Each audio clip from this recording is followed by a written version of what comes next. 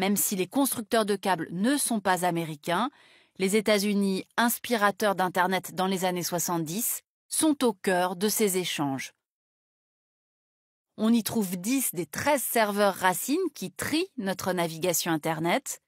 Les noms de domaines internationaux .com ou .org sont attribués par l'ICANN, basé à Los Angeles.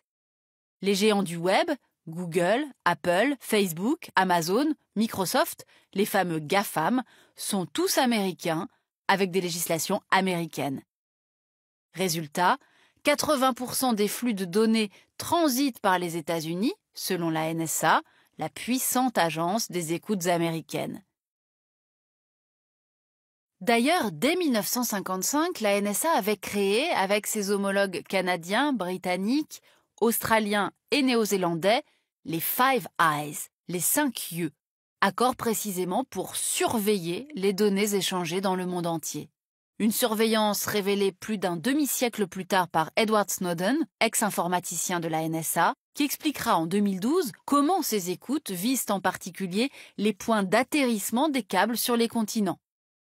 Exemple au Royaume-Uni, où les 3 points principaux, Porthcurno, Bute et Highbridge, permettent l'écoute par les services britanniques de nombreux câbles transatlantiques, comme l'indique cette carte des services secrets tirée des archives Snowden. En France, les liens anciens entre les services de renseignement français et Orange France Télécom permettent de faire la même chose sur des câbles méditerranéens arrivant à Marseille, transportant des données stratégiques du Moyen-Orient et du Maghreb. Cela n'est pas nouveau. Pendant la guerre froide, des sous-marins américains avaient déjà réussi à écouter des câbles entre des bases navales soviétiques, à l'époque non cryptées. Mais à l'ère numérique, l'espionnage est devenu massif. On voit ici les principaux points d'écoute de la NSA. En tout, les Five Eyes auraient visé 200 câbles pour récupérer des informations antiterroristes, mais aussi politiques et économiques.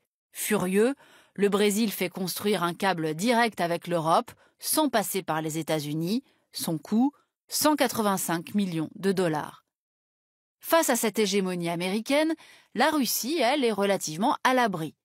Seuls 4 câbles internationaux la relient au reste du monde, l'un avec la Finlande, un autre avec la Géorgie et 2 avec le Japon. Par ailleurs, Moscou a ses propres acteurs Internet comme Yandex et F-Contactier, plus faciles à contrôler.